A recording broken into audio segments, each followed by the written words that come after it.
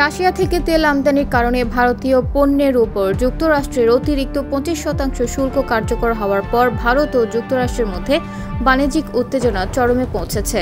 নয়াদিল্লির সরকারি সূত্রগুলো বলছে, এই শুল্ক বিরোধ সমাধানে পর্দার আড়ালে কূটনৈতিক চেষ্টা চলছে। যদিও ভারত সরকার এটিকে দুই দেশের দীর্ঘমেয়াদী সম্পর্কের ক্ষেত্রে একটি অস্থায়ী পরিস্থিতি হিসেবে দেখছে, তবুও প্রধানমন্ত্রী নরেন্দ্র মোদী দেশের কৃষকদের স্বার্থে কোনো ধরনের আপোষ না করার অঙ্গীকার করেছেন। এই খবর দিয়েছে অনলাইন এনডিটিভি।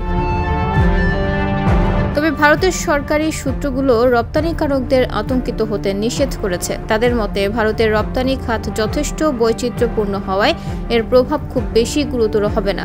যদিও বছরে $60 বিলিয়ন বেশি মূল্যের ভারতীয় পণ্য এখন এই বর্ধিত শুল্কের আওতায় এসেছে।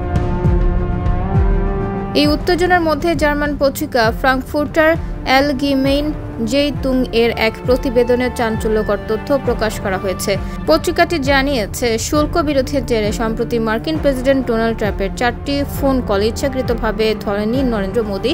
এটিকে মোদীর ক্ষোভের গভীরতা এবং একই সঙ্গে তার সতর্কতার প্রতিফলন হিসেবে দেখা হচ্ছে।